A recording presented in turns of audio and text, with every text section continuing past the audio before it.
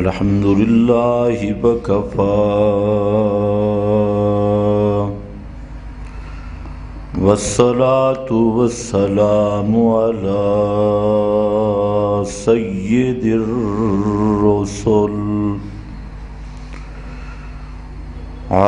سيد الرسل وخاتم الأنبياء.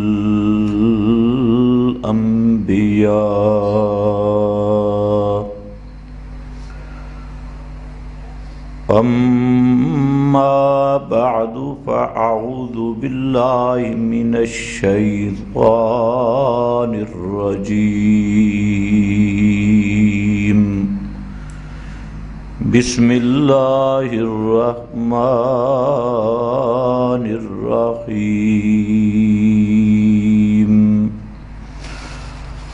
ولو أنهم إذ ظلموا أنفسهم جاءوك الآية. سبحان ربك رب العزة عما يصفون وسلام على المرسلين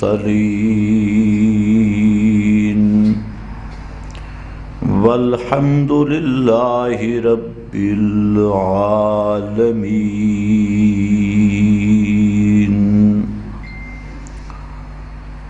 انتہائی قابل قدر بزرگوں اور بھائیوں، گزشتہ بیان میں آپ حضرات کے سامنے توسل غیر مشروع اور ناجائز وسیلہ کی دو قسمیں عرض کی تھی. ایک قسم یہ کہ کسی میت کی قبر پر یہ کہنا کہ تو میرا کام کر دے، مجھے شفا دے دے، بیٹا دے دے، میرے رزق میں اضافہ کر دے، گھر سے مصیبتیں ٹال دے، اور فلاں میرا کام کر دے. یہ وہ وسیلہ ہے جس کو شریعت نے شرک قرار دیا اور حرام قرار دیا. دوسری صورت یہ ہے کہ کسی قبر پر جا کر یا غائبانہ طور پہ سما مافوق الاسباب کے نظریے سے کسی کو یوں کہنا کہ تو میرے لیے دعا کر اور میرا کام اللہ سے کروا دے، جس کا نام ہے شفاعت المشرکین، طلب الشفاعت. عقیدہ تو یہ عقیدہ اکثر مشرکین کا رہا اور اب بھی ہے کہ غائبانہ طور پہ یا کسی میت کو اس نیت سے پکارنا کہ یہ میرا کام کروا دے گا اور میری بات اللہ کے دربار میں پہنچا دے گا. یہ اصل ابو جہل کا شرک یہی تھا. جیسا کہ آپ سن چکے ہیں سورہ یونس کے حوالہ سے بھی اور سورہ زمر کے حوالہ سے بھی کہ وہ حضرات یہی کہتے تھے ہؤلاء شفاؤنا عند اللہ ما نعبدہم الا لیقربونا الی اللہ زلفا۔ اس پر میں نے آپ حضرات کے سامنے یہ ذکر کیا کہ ذمہ دار علماء نے اس نظریے کا رد کیا جس میں سید محمود آلوسی بغدادی رحمہ اللہ، اسی طرح علامہ عبد الماجد دریا آبادی،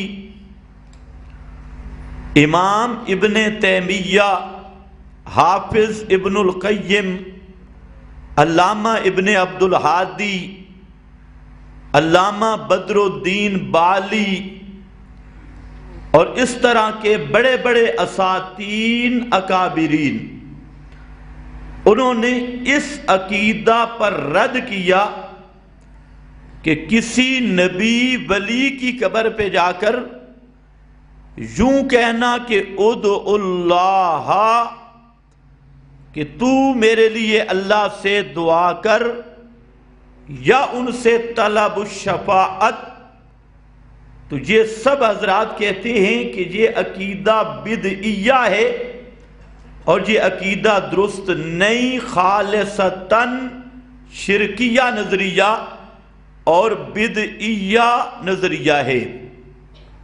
اس پر چند عبارات تو میں نے پیش کر دی، لیکن اسی سلسلہ میں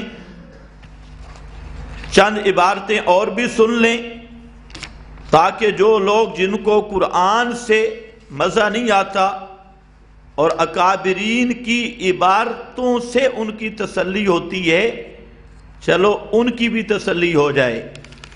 اس پر آج کل پروپیگنڈا یہی ہوتا ہے کہ یہ لوگ جو بات کرتے ہیں ہمارے اکابر کے خلاف ہے، اور پھر جو اکابر کی فہرست پوچھی جائے بھئی تمہارا اکابر کون ہے، تو وہ صرف بر یا بر ہی بنتا ہے، آگے پتہ نہیں ہوتا کہ اکابر کون ہے۔ میں جن حضرات کی بات کر رہا ہوں یہ وہ ہیں جو آپ کے اکابر کے بھی اکابر ہیں، یہ ان کے بھی بڑے ہیں۔ تو اس پر چند عبارات ہیں۔ ایک عبارت ہے، فرمایا کہ جو آدمی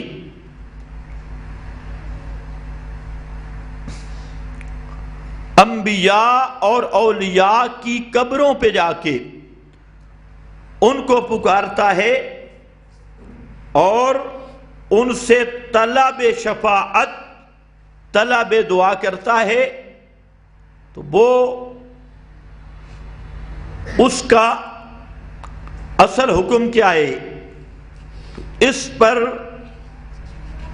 صاحب فرماتے ہیں اما دعاء الرسول وطلب الحوائج منہ وطلب شفاعتہ عند قبرہ او بعد موتہ فہذا لم یفعلہ احد من السلف۔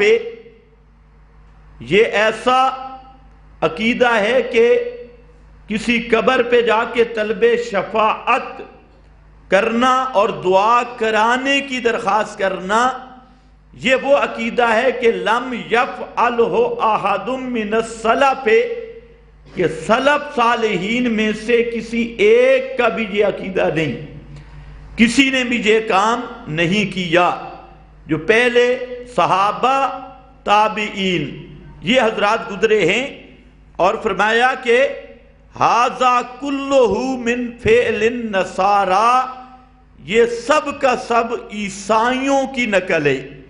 جیسے عیسائی حضرت عیسیٰ کو پکارتے ہیں اور بی بی مریم کو پکارتے ہیں، یہ بھی بالکل عیسائیوں والا عقیدہ ہے کہ ما فوق الاسباب امور میں کسی کو یوں کر کے پکارنا، چاہے غائب کو یا کسی میت کو اس کی قبر کے پاس سے یا دور سے۔ تو اسی طرح یہ قاعدہ جلیلہ ہے، جلیلیہ، اس میں پوری بحث کی ہے اور فرماتے ہیں وَلَا فَعَلَهُ أَحَدٌ مِّنَ الصَّحَابَةِ وَالتَّابِعِينَ، یہ جو کام ہے کسی قبر پہ دعا کروانا اور یہ کہنا کہ میرے لیے دعا کر، یہ کام کسی ایک صحابی نے نہیں کیا، وَالتَّابِعِينَ لَهُمْ، اور کسی تابعی نے بھی یہ کام نہیں کیا، وَلَا اِسْتَحْسَنَهُ أَحَدٌ مِّنْ أَئِمَّةِ الْمُسْلِمِينَ، اور مسلمانوں کے اماموں میں سے کسی ایک امام نے بھی اس کو صحیح قرار نہیں دیا۔ یہ امام ابن تیمیہ ہے، جس کو سید محمود امام ذہبی جیسے حضرات شیخ الاسلام کہتی ہیں۔ آج کل تو شیخ الاسلام بہت ہیں جو حقیقت میں چھک کھل اسلام ہیں، اور عنوان ہے، بورڈ ہے شیخ الاسلام ہونے کا۔ حقیقتاً شیخ الاسلام کا لقب وہ امام ابن تیمیہ رحمہ اللہ ان کو دیا گیا، اور بڑے بڑے حضرات نے دیا، کسی معمولی آدمی نے نہیں۔ حتیٰ کہ امام ابن تیمیہ کی جلالت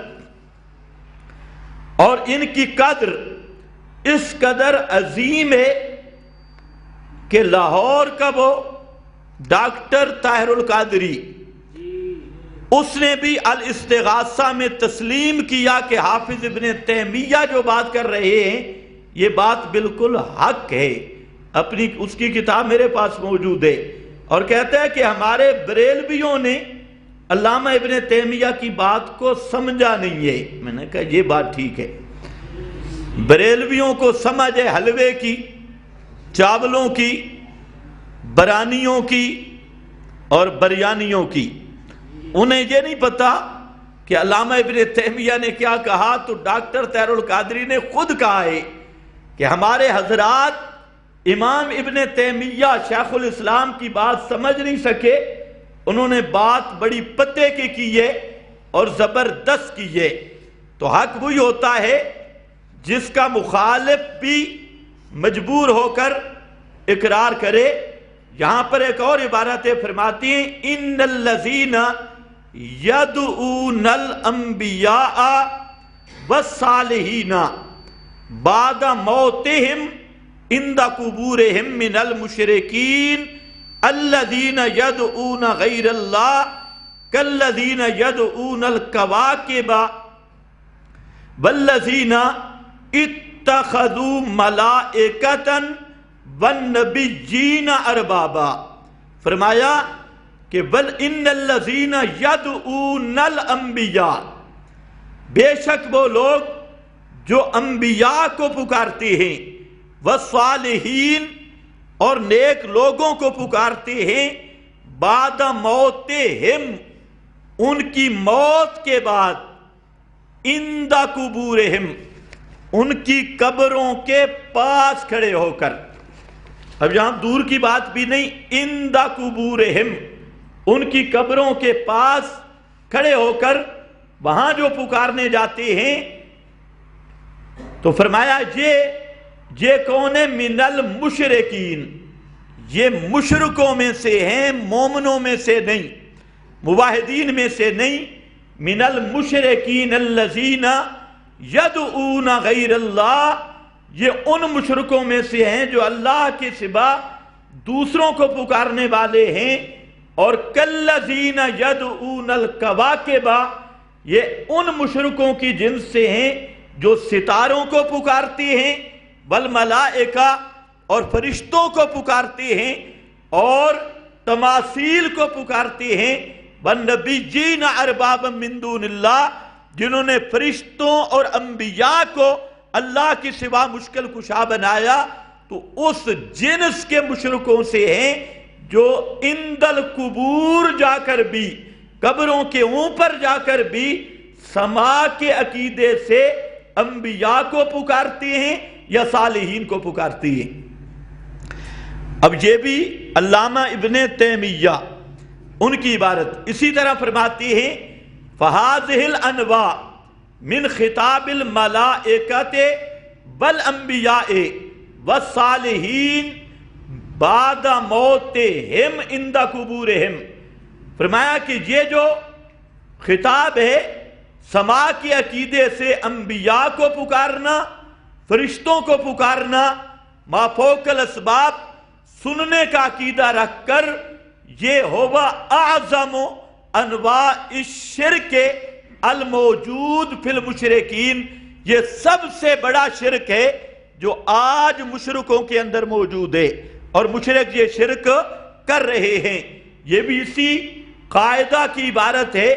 اسی طرح اور امام محمد جو امام ابو حنیفہ رحمہ اللہ کے شاگرد ہیں، وہ اپنا مذہب کتاب الآثار میں بیان کرتے ہیں کہ قبروں کی زیارت جائز ہے، یجوز زیارت القبور، اس میں کسی کا اختلاف نہیں کہ قبرستان کی زیارت کرنا یہ جائز ہے ایک، لیکن شرطیں دو ہیں۔ آج لوگ یہ بھی کہتے ہیں کہ یہ قبروں کی زیارت سے روکتے ہیں، ہم قبروں کی زیارت سے نہیں روکتے، زیارت کے نام پہ شرک کو بدعات سے روکتے ہیں، شرک اور بدعت سے روکتے ہیں۔ امام محمد رحمہ اللہ انہوں نے صاف فرمایا کہ قبروں کی زیارت بالکل جائز ہے، قبرستان کی زیارت جائز ہے، لیکن مقصد دو ہوں۔ ایک مقصد الدعاء للمیت، الدعاء للمیت، کیا لفظ ہے؟ الدعاء للمیت یا الدعاء من المیت؟ الدعاء للمیت، میت کے لیے دعا کرنا۔ جب آپ قبرستان جائیں گے ظاہر بات ہے آپ کا دل نرم ہوگا، اور جب قبروں کی زیارت ہوگی موت کی یاد آئے گی، اور آدمی کا تعلق اللہ رب العزت کے ساتھ مضبوط ہوگا، اور جب دل نرم تو نرم دل کی دعا اور زاری والی دعا عند اللہ زیادہ قبول ہوتی ہے، تو وہاں جب دعا ان کے لیے دعا کرنی ہے الدعاء للمیت۔ اور فرمایا دوسرا کہ آخرت کی یاد، تذکیر آخرت، آخرت کا، قیامت کو، موت کو یاد کرنا، یہ دو مقصد ہیں قبرستان کی زیارت کے، چاہے پیغمبر کی قبر کی زیارت ہو، ولی اللہ کی قبر کی زیارت ہو، یا عام قبرستان کی زیارت ہو، تو دو ہی مقصد ہیں۔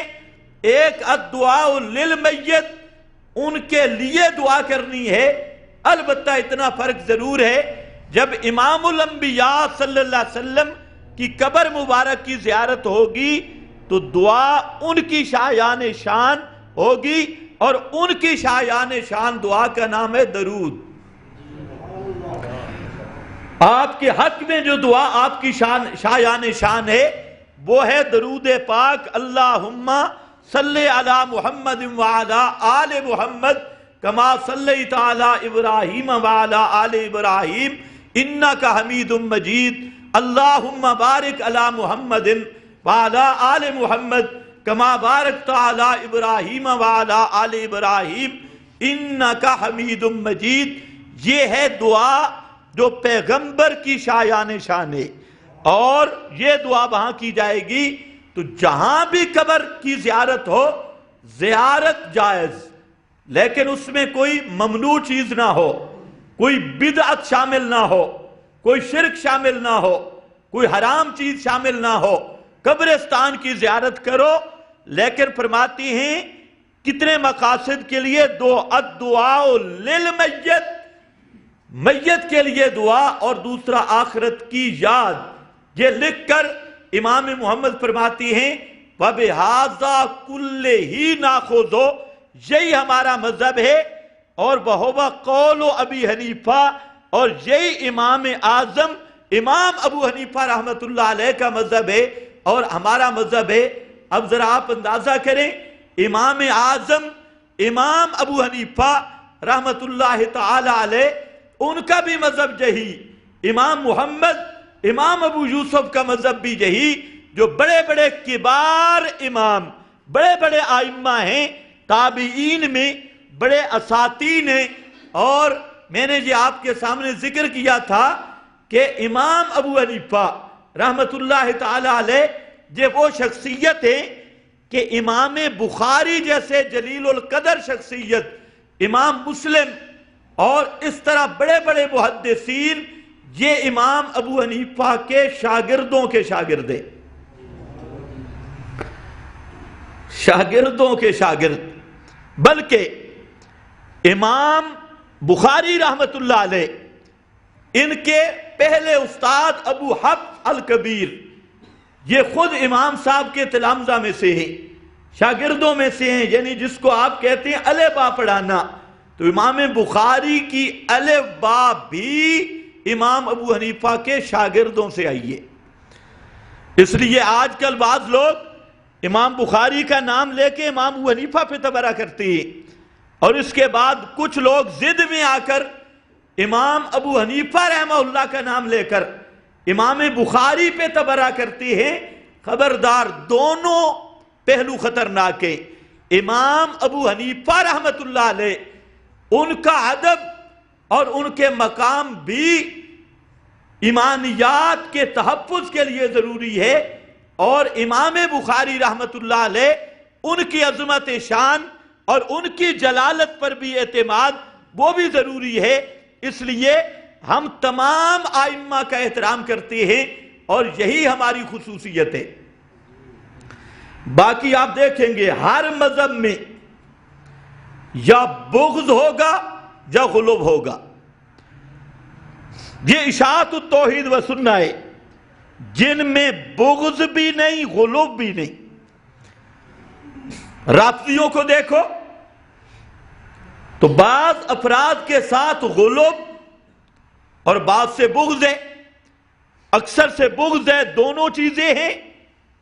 حضرت علی کا نام لیں گے وہ بھی صرف نام کی حد تک غلو ہوگا، حضرت حسن حسین کا نام لیں گے رضی اللہ تعالیٰ عنہما تو بظاہر محبت کا اظہار ہوگا، اور لیکن وہ بھی محبت کون سی؟ الوہیت والی۔ ان کو مشکل کشا، حاجت روا، ان کی سور و پکار الوہیت والی، اور کچھ نبوت والی عصمت کا عقیدہ کہ امام ہمارے معصوم ہیں اور ان پہ وحی کا نزول ہوتا ہے، ان پہ فرشتے آتے ہیں اور ان کو تحلیل و تحریم احکام کو بدلنے کا اختیار ہے۔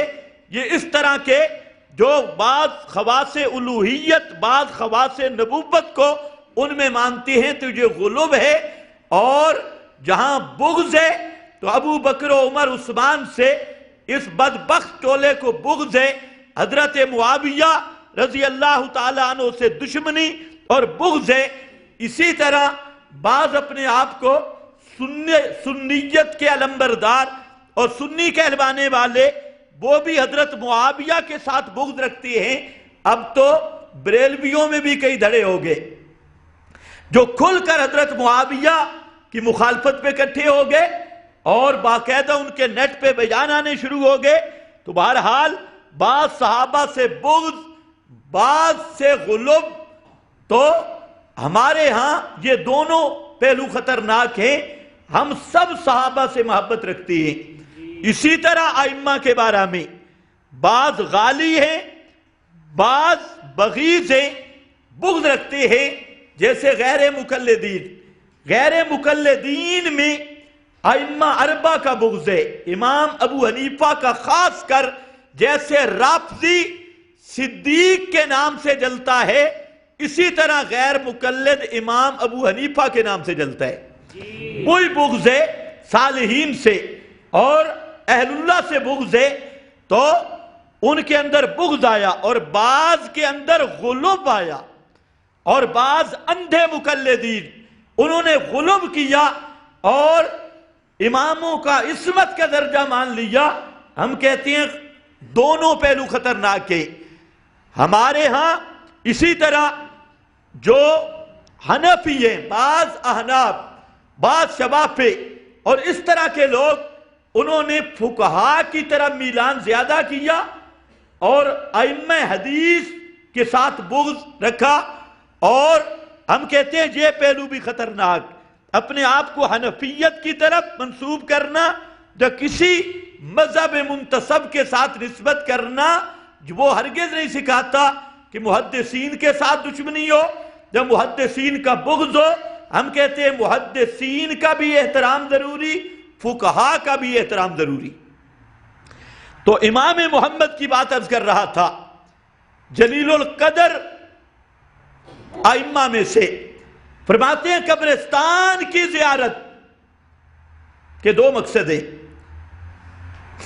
اب اگر کچھ بھی گنجائش ہوتی تو امام محمد کہہ دیتے جو انبیاء اولیاء کی قبروں پہ جاؤ نا تو ایک تیسرا کام بھی ہے، ان سے سفارش کرواؤ، ان سے طلب دعا کرواؤ۔ نہیں، فرماتے ہیں ہمارا مذہب یہ ہے جس قبر پہ بھی جاؤ دو مقاصد کے لیے، ایک قبر والے کے لیے دعا اور دوسرا اپنی موت کو یاد کرنا اور اپنی آخرت کو یاد کرنا، یہ دونوں چیزیں ہیں۔ اس پر فرماتے ہیں اما زیارت البدعیہ، تو زیارت بدعیہ جس زیارت بدعت ہے وہ کیا این یطلب من المیت الحوائج، کسی میت سے حاجتیں طلب کرنا، یہ زیارت بدعیہ اور حرام ہے، ناجائز ہے۔ اور فرمایا با یطلب من الدعاء والشفاعت، اور طلب کرے دعا اور شفاعت، یہ کسی قبر پہ جا کے تو یہ ہے زیارت بدعیہ، یہ زیارت جائز نہیں۔ اب اس سلسلہ میں جو یہ غالی حضرات شبہ پیش کرتی ہیں میں اس کی طرف آتا ہوں، جو اصل میرا مقصد تھا۔ یہ آیت ہے سورۃ النساء کی،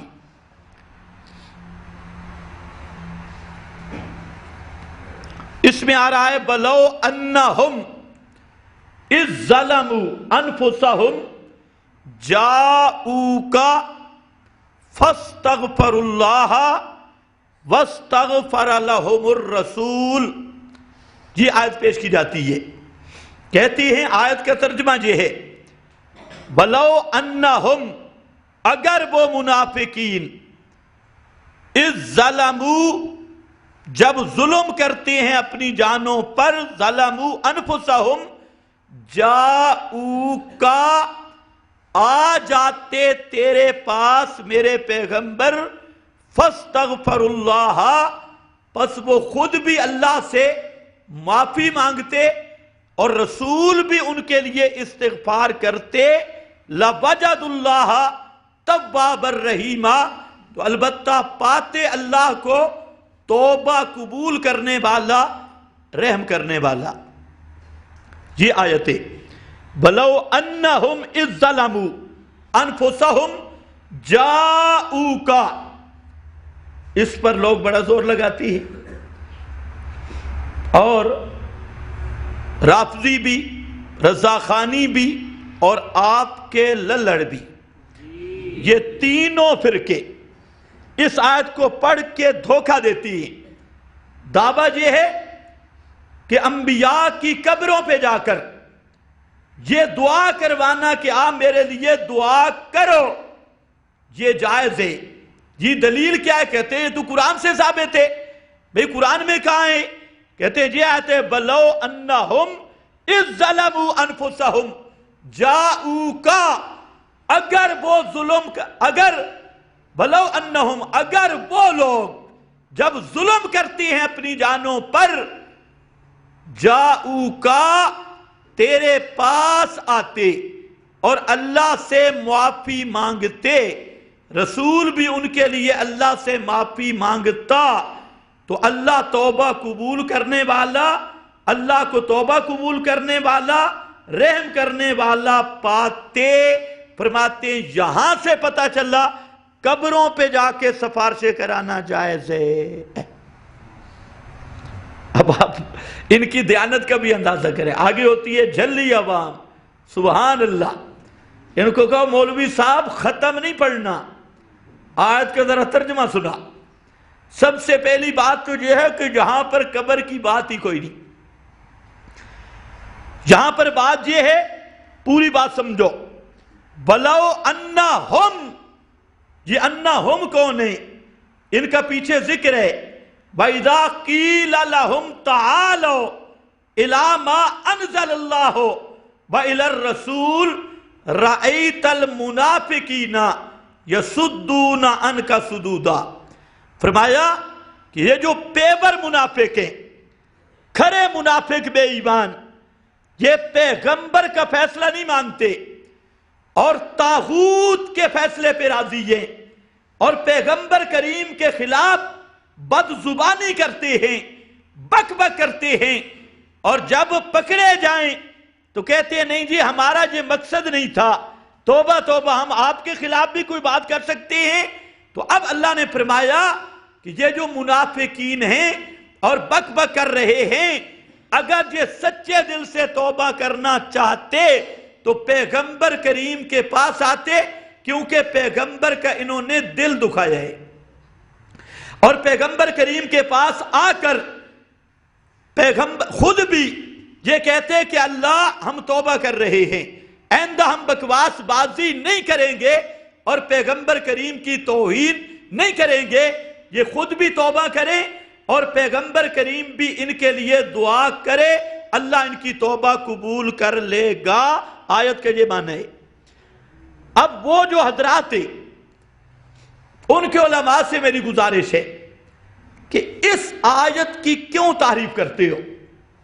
تمہاری عوام تو جیسے تم بات کرو انہوں نے تو سبحان اللہ کہنی ہے، تو قرآن کو کیوں بگاڑتے ہو؟ تم اگر صاف ستھرا ویسے ہی کہہ دو کہ حضرت کا بیان ہے تو تمہاری عوام تو ماشاءاللہ اس کو بھی مان لے گی، لیکن سوال یہ ہے کہ قرآن مقدس کی آیت کو بگاڑنے کا کیا مطلب ہے؟ تو اب یہ آیت بلو انا ہم، ان مولویوں سے میری گفتگو ہے کہ اس آیت کے کس لفظ کا معنی ہے کہ قبر پہ جا کے سفارش کرواؤ، اس لفظ کی ذرا نشاندہی کی جائے۔ ایک نمبر دو یہ وہ کہتے ہیں بلو انا ہم، اس میں ہم بھی ہیں، ہم ضمیر کے مرجع میں ہم بھی ہیں۔ میں نے کہا بارے کی بات ہے، اگر تم آتے ہو ہوم میں تو ہم تمہیں لے آتی، لیکن یہ ہوم میں آنا بڑا مہنگا پڑے گا۔ یہ تھوڑی سی بات ان مولویوں کے لیے جو ہوم کا فرد بننا چاہتی ہے۔ وہ کہتے ہیں انا ہوم، یہ ہم بھی ان میں ہیں۔ کن میں؟ ہوم ضمیر کا مرجع منافقین۔ کیا خیال ہے ملنا ان کے ساتھ؟ وہ مولوی کہتے ہیں ہمیں بھی ان میں سے سمجھو، ہم کہتے ہیں تم مشرک ٹھیک ہو، منافق نہ بنو، تم مشرک ٹھیک ہو۔ وہ کہتے ہیں نہیں، انا ہم، اس میں ہم میں۔ میں کہتا ہوں مہربانی کرو تم ادھر نہ ہو، تم ادھر جاؤ، فَاقْتُلُوا الْمُشْرِكِينَ، المشرکین کا فرد بنو، وہ بھی قرآن کا لفظ ہے۔ وہ کہتے ہیں نہیں، ہم بھی ان منافقین کے اندر ہیں۔ ہمیں اللہ نے فرمایا کہ یہ منافق جب قرآن کا فیصلہ نہ مانیں اور طاغوت کی طرف جائیں، اور یہ منافق جب پیغمبر کی توہین کریں، تو ان کی توبہ کی صورت یہ ہے کہ پیغمبر کریم کے پاس آئیں، پیغمبر کو بھی راضی کریں اور اللہ سے بھی معافی مانگیں، رسول پاک بھی ان کے لیے استغفار کرے، ان کی توبہ قبول ہوگی۔ تو میں کہتا ہوں مولوی صاحب تم بھی ان لوگوں میں شامل ہو یا نہیں؟ اگر تم ہو شامل تو بحث ہی ختم، اگر تم شامل نہیں پھر اس آیت کی تعریف کیوں کرتے ہو؟ اس آیت کا معنی کیوں بگاڑتے ہو؟ بس یہ تو ان کے ساتھ بات ہے۔ دوسری بات سمجھو، یہاں پر ڈنڈی کیا لگائی جاتی ہے؟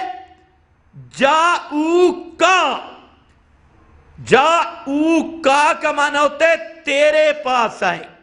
مولوی جہاں سے ڈنڈی لگاتے تیری قبر پہ آئیں، تیری قبر پہ آئیں۔ جاؤکا، اگر جہاں ہوتا جاؤ قبرہ کا، تیری قبر پہ آئیں، پھر تو بات ہوتی، لیکن جہاں پر ہے جاؤکا، آپ کے پاس آئیں، اور تمام فقہا متفق ہیں کہ قبر پہ جانا اس شخص کی طرف جانا نہیں ہے۔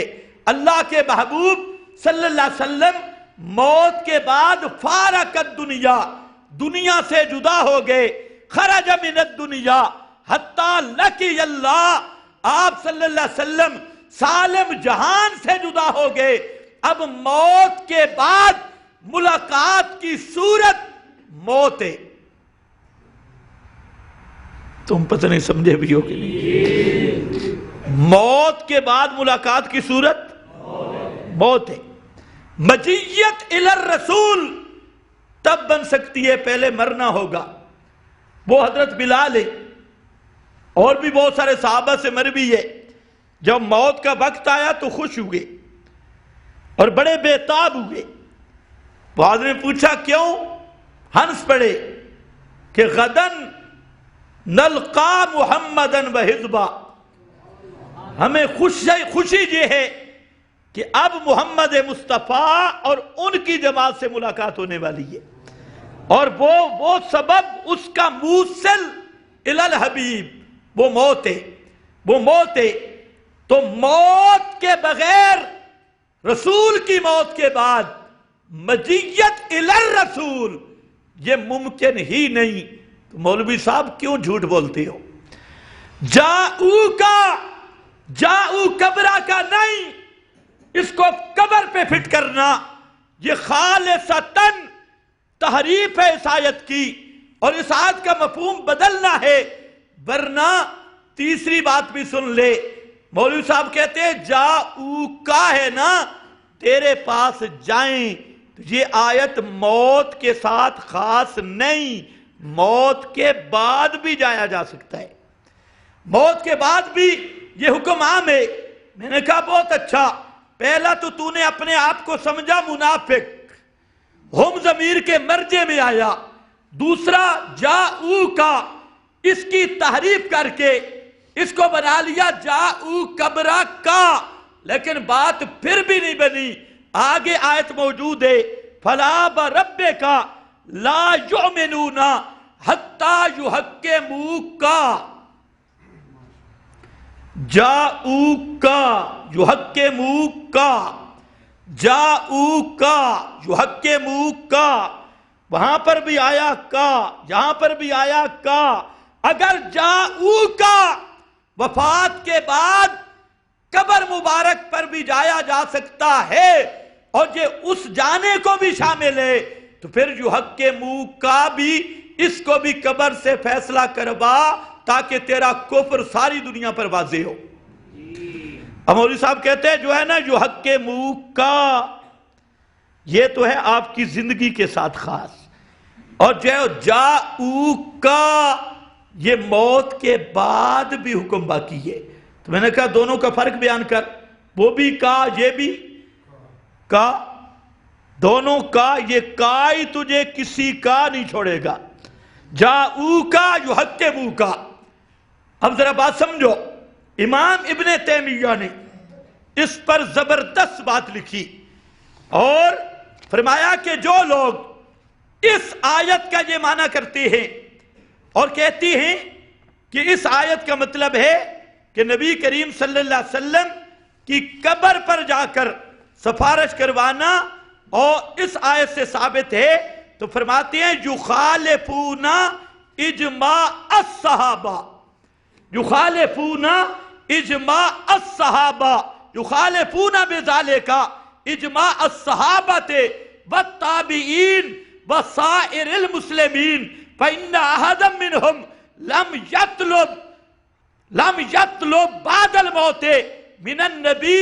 فرمایا اس آیت کو ولو انہم اذ ظلموا انفسہم جاؤوکَ، اس کا یہ معنی کرنا کہ قبر پہ بھی جا کے سفارش کرواؤ، یہ وہ معنی ہے جو صحابہ کے اجماع کے بھی خلاف، تابعین کے اجماع کے بھی خلاف، اور تمام مسلمانوں کے اجماع کے بھی خلاف۔ اور قرآن مقدس کا وہ معنی جو جماعت صحابہ کے اجماع سے ٹکرائے، تابعین کے اجماع سے ٹکرائے، ائمہ مسلمین کے اجماع سے ٹکرائے، اسی کا نام تحریف ہے۔ اور تحریف قرآن یہ مستقل شعبہ کفر ہے۔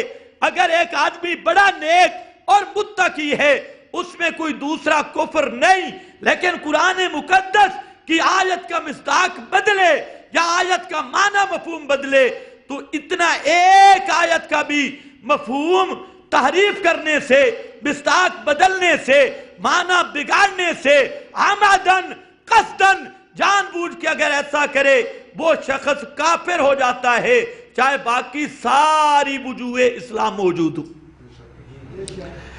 تو میں نے آپ کے سامنے 3 باتیں کی، سرسری چاہ کے عوام بھی سمجھ لے، تو جو خالصتاً علمی گفتگو ہے اس کو میں چھوڑ رہا ہوں کہ اس آیت کا تعلق قبر کے ساتھ ہرگز نہیں۔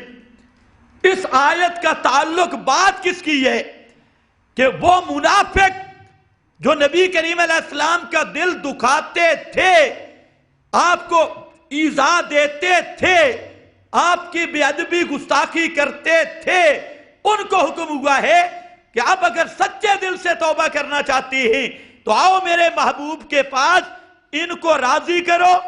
اور رضا کی علامت یہ ہوگی کہ پیغمبر بھی تمہارے لیے دعا کرے گا، تم بھی اللہ سے خود بھی معافی مانگو گے تو اللہ تعالیٰ تمہارے گناہوں کو معاف کر دے گا اور رحمت کر کے تمہاری توبہ کو قبول کر لے گا۔ یہ حکم ہوا۔ اب ایک ہے کہ بعد وفات کے آپ کی قبر پہ جا کے دعا کروانا، یہ قرآن مقدس کی کسی ایک آیت سے بھی ثابت نہیں۔ اب کرتے کیا ہے؟ قرآن سے جب بات نہیں بنی تو میں نے پہلی بات آپ کو کہی کہ بلو انہم، یہ آیت ہے بھی کس کے بارے میں؟ منافقین۔ اب ان سے پوچھو تم بھی ان میں داخل ہو یا نہیں ہو؟ اگر تم منافقوں میں داخل ہو تو پھر تو بات ہی واضح ہے، مسلمان کہلوانا چھوڑ دو۔ اور اگر تم منافقوں میں داخل نہیں تو پھر اپنے اوپر خود منافق والی آیت چسپا نہ کرو، چسپا بھی تمہارا لفظ ہے، وہ نہ فٹ کرو۔ ایک دوسرا جاؤ کا ہے، جاؤ کبرا کا نہیں، تیرے پاس آئیں۔ اور آپ کے پاس آنا اس وقت تک ممکن تھا جب آپ دنیا میں موجود تھے، آپ کی وفات کے بعد آپ تک جانا ہی ممکن نہیں۔ اچھا، جہاں ایک فقہ نے مسئلہ لکھا کہ ایک آدمی قسم اٹھائے کہ میں فلاں آدمی کی ملاقات کروں گا، اس پہ قسم اٹھا لے، طلاق اٹھا لے، اب فلاں آدمی مر گیا اور یہ آدمی گیا اس کی قبر کے پاس، تو اس کی قسم ٹوٹے گی یا نہیں؟ اس پر کفارہ ہوگا یا نہیں؟ یہ مولویوں کو بھی مسئلہ بتا دینا۔ تمام فقہا کہتے ہیں اس پہ کفارہ نہیں ہوگا، تقید بالحیات۔ کیوں؟ ملاقات تب ہو سکتی ہے کہ اگلا آدمی زندہ موجود ہو، اور قبر پر جانا یہ ملاقات نہیں ہے۔ اگر یہ ملاقات ہوتی نا تو پھر جو آپ کی قبر پہ گیا وہ صحابی بنتا، جو آپ کی قبر پہ گیا کیا بنتا؟ ایمان ہوتا تو کیا بنتا؟ کیونکہ صحابی کہتے ہیں من لقی النبی، لقی النبی بالایمان، جو ایمان کی حالت میں لقی النبی، نبی پاک سے ملاقات کی، ملاقات۔ اور اگر یہ ملاقات ہوتی موت کے بعد، اس کو بھی ملاقات کہا جاتا، پھر آپ کی قبر پہ جانے والا وہ حاجی نہ بنتا، صحابی بنتا۔ اب تو اکثر حاجی جاتے ہیں نا، ویسے حج مکہ میں ہوتا ہے، یہ بھی ذہن میں رکھو، حج سارا مکہ بھی ہے، مدینہ میں صرف زیارات ہے، حج پورے کا پورا مکہ میں مکمل ہو گیا، لیکن آپ کی قبر انور پہ جانے والا کوئی صحابی بنتا نہیں ہے۔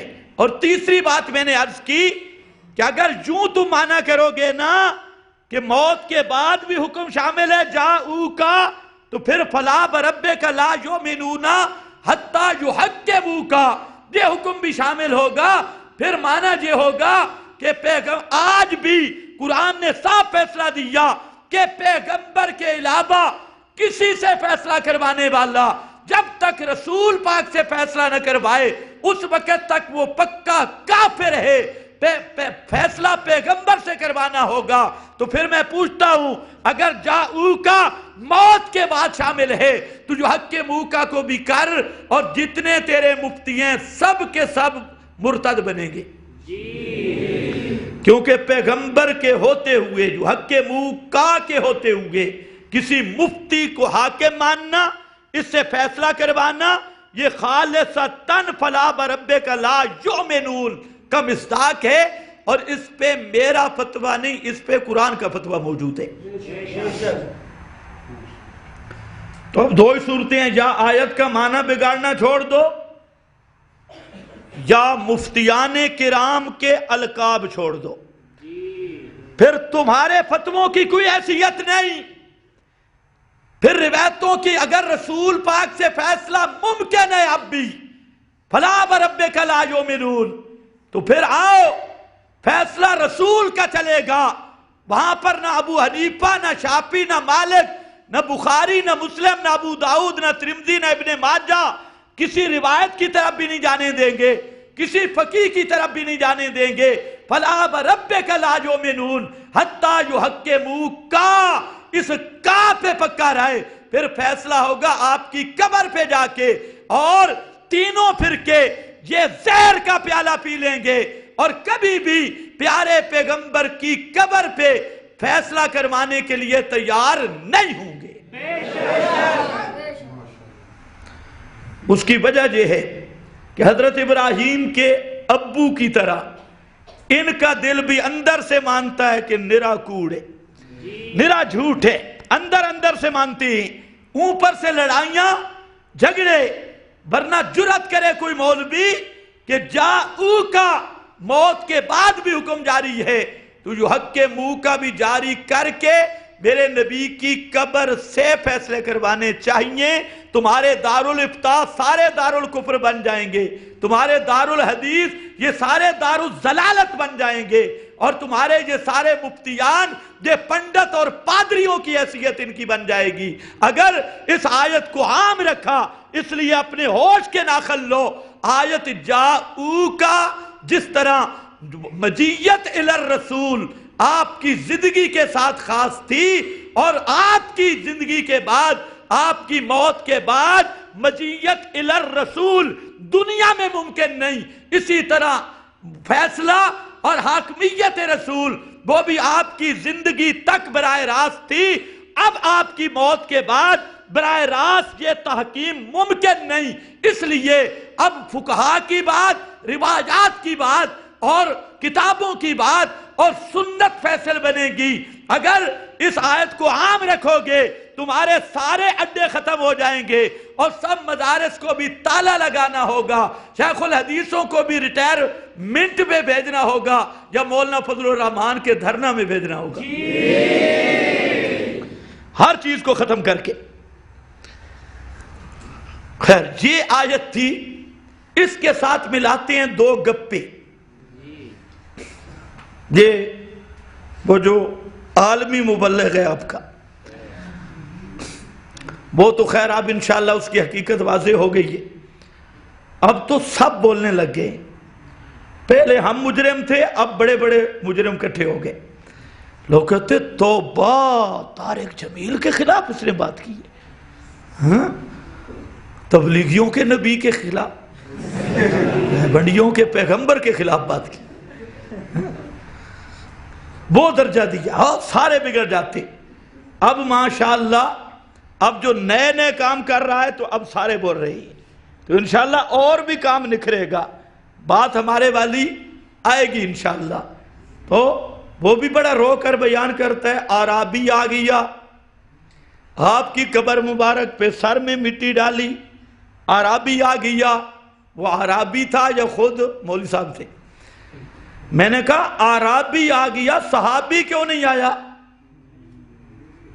عرابی آ گیا صحابی کیوں نہیں آیا؟ حالانکہ یہی صحابہ آپ کی زندگی میں آپ سے دعا کروایا کرتے تھے. یہ میں دکھاؤں گا۔ آپ کی زندگی میں صحابہ آپ کے پاس آتے اور دعا کی درخواست کرتے، لیکن بعد وفات کے باوجود ضرورت کے ضرورتیں پڑتی رہی، لیکن کوئی ایک صحابی ابو بکر، عمر، عثمان، علی، ان سے بڑا وفادار کون ہے؟ ذرا ثابت کرنا کہ ابو بکر صدیق گئے ہوں میرے نبی کی قبر پر دعا کروانے کے لیے، فاروق اعظم گئے ہوں میرے پیغمبر کی قبر پہ دعا کروانے کے لیے، حضرت عثمان گئے ہوں، میرا پیر علی رضی اللہ تعالیٰ عنہ وہ گئے ہوں حضرت نبی کریم علیہ السلام کی قبر پہ دعا کروانے کے لیے، حضرت عبداللہ ابن مسعود گئے ہوں، ابن عباس گئے ہوں، ابی ابن کعب گئے ہوں، یہ بڑے بڑے جلیل القدر محدث صحابہ، مفسر صحابہ، ان میں سے کوئی گیا ہو۔ حالانکہ یہ میں ثابت کرتا ہوں کہ آپ کی زندگی میں میرے نبی کے صحابہ آپ سے دعا کروایا کرتے تھے۔ آخر کیا وجہ ہے کہ موت کے بعد آپ کی قبر بھی مدینہ میں موجود، اور اس وقت یہ روزے بھی نہیں، جالیاں بھی نہیں، گنبد بھی نہیں، کوئی چیز موجود نہیں تھی، لیکن کوئی ایک صحابی بھی پیغمبر کریم کی قبر پہ جا کے دعا کی درخواست نہیں کرتا۔ آخر اس کی وجہ کیا ہے؟ توجہ ہے؟ صحابہ نے یہ آیت پڑھی تھی یا نہیں پڑھی تھی؟ یہ آیت میرے نبی کے صحابہ نے چنگی سمجھیے یا تواڈے مفتی صاحب چنگی سمجھیے؟ صحابہ یہ آیت پڑھ رہے ہیں، اٹھا بخاری، حضرت فاروق اعظم کے دور میں کات پڑ گیا، کات پڑا، بارشیں بند ہو گئی، فاروق اعظم آئے، ایک طرف میرے پیغمبر کی قبر جس نے مسجد نبوی دیکھی ہے، اس کے ساتھ ایک مسجد الغمامہ ہے، چھوٹی سی جگہ ہے، الغمامہ عیدگاہ ہے، وہ بالکل قریب، چھوٹی چھوٹی چند مساجد، ایک اس میں الغمامہ عیدگاہ ہے، ادھر آپ کی قبر مبارک، لیکن حضرت فاروق اعظم اس جگہ پہ آئے، اس نشان پہ آئے، اور منبر پر حضرت عباس کو بٹھایا۔ حضرت عباس میرے نبی کے چچا، ان کو منبر پر بٹھا دیا۔ حضرت عباس کی داڑھی سفید تھی، اور فرمایا کہ تو دعا کر، چچا جی آپ دعا کریں اور ہم اس پہ آمین کہیں گے۔ تو حضرت عباس رضی اللہ تعالیٰ عنہ منبر پہ بیٹھے تو فاروق اعظم نے وہاں پر جملہ کہا، فرمایا عرض کی یا اللہ انا کننا نتبسلو پہ بھی دھوکہ نہ لگے۔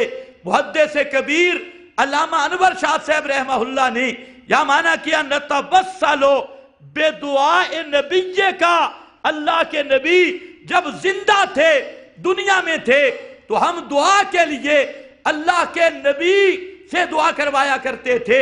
نتبسلو بے دعائے نبی کہ آپ کے نبی کی دعا کروا کے ہمارا یہی توسل تھا کہ ہم کہتے اللہ کے رسول دعا کرتے تھے۔ آج محمد کریم صلی اللہ علیہ وسلم دنیا میں زندہ نہیں ہیں، اس لیے نتبسل بعم نبیک، آج ہم دعا کے لیے نبی کے چچا حضرت عباس کو آگے کر رہے ہیں، اپنا قائد بنا رہے ہیں۔ اللہ ان کی دعا کو قبول کر۔ یہ طریقہ ہے میرے نبی کے صحابہ کا۔ قبر ساتھ موجود ہے، توجہ ہے آپ کی؟ اور میں کوئی گپ نہیں سنا رہا۔ البدایہ میں لکھا ہے، زرکانی نے لکھا ہے، فلانے نے لکھا ہے، یہ جو فراڈی بیان کرتے ہیں فلانی تاریخ میں آیا، یہ مسئلہ تاریخ شاریخ کا نہیں ہے، یہ مسئلہ عقائد کا ہے، اور یہاں دلیل بھی وہ دے جو عقائد میں معتبر ہو۔ تو خیر وہاں پر فرمایا سب صحابہ موجود ہے، کسی صحابی نے یہ نہیں کہا وَلَوْ أَنَّهُمْ إِذْ ظَلَمُوا أَنفُسَهُمْ جَاءُوكَ، آیت نہیں پڑھی کسی ایک صحابی نے بھی۔ چلو حضرت فاروق اعظم اگر بھول گئے تو باقی صحابہ بتا دیتے۔ سورہ نساء میں یہ آیت ہے پیغمبر کریم کی قبر قریب ہے تو آپ کی قبر پہ جانا چاہیے، لیکن نہیں، سب کے سب صحابہ خاموش ہیں۔ اس کا نام ہے اجماع الصحابہ، اس کا نام ہے اجماع الصحابہ۔ امام نے ایسی بات نہیں کی کہ جو اس آیت کو قبر پہ فٹ کرتا ہے، یخالفون اجماع الصحابۃ والتابعین، یہ صحابہ کے اجماع کے خلاف، تابعین کے اجماع کے خلاف۔ اور وہاں پر بھی کیسے دعا کرتی ہیں؟ حضرت عباس دعا کرنے لگے، فاروق اعظم دیگر بھی دعا کرنے لگے، تو ابھی تک حضرت عباس ممبر سے اترے نہیں تھے، اللہ نے بارش کا سلسلہ پہلے شروع کر دیا۔ اور یہ کننا نتوسل، یہ حوالہ دے رہے ہیں، وہ آپ نے سنا ہے، اعرابی آیا تھا دیہاتی، جو بخاری کی حدیث ہے، اس میں ایک صاحب نے کہا تھا دعا کا، آپ نے دعا کی تھی اور ابھی آپ ممبر سے نہیں اترے تھے کہ بارش شروع ہو گئی تھی۔ خیر، جہاں جی اعرابی آ گیا، آپ کی قبر پہ لیٹنیاں لگائیں، لیٹنے لگی، سر میں مٹی ڈالی اور پھر چند اشعار پڑھے۔ عطا بھی بیان کرتا ہے، چند اشعار پڑھے، نودی من قبر ہی، قبر سے آواز آئی، قد غفر لک، تیرے گناہ معاف ہو گئے۔ میں نے کہا مولوی طارق صاحب کچھ حیا بھی ہونا چاہیے، اس روایت کی کچھ سند بھی ہے، سند بھی ہے۔ حیثم کون ہے؟ جو کذاب رابی، جھوٹے اور کذاب رابیوں کی کذابوں روایت بیان کرنے سے شرم کرو۔ اس کی امام ابن تیمیہ نے، حافظ ابن القیم نے، بڑے بڑے ائمہ نے لکھا موضوع کذب مختلق، یہ نرا جھوٹ کا جھوٹ ہے، اس کی کوئی سند نہیں۔ تو قیامت کے دن خدا کو کیا منہ دکھاؤ گے؟ پیغمبر پہ جھوٹ بولتے رہے، اب پیغمبر کی قبر پہ بھی جھوٹ بولنا شروع کر دیا۔ اور جی عطا بھی بیٹھا تھا، یہ عطا بھی کون تھا؟ اس کے بارے میں علماء نے لکھا کانا مشتہرم بالشراب، یہ مشہور شرابی آدمی تھا۔ اب طارق جمیل کو روایت مل گئی ایک شرابی کی، عطا بھی بیٹھا تھا۔ اور میں کہتا ہوں ذرا یہ بھی ہوش کر، یہ آپ کی قبر مبارک ام المومنین کے حجرہ میں تھی، ام المومنین حجرہ میں رہی آخری زندگی تک، آخر تک رہی، تو وہ اعرابی آپ کی قبر تک پہنچا کیسے؟ شرم نہیں آتی تمہیں؟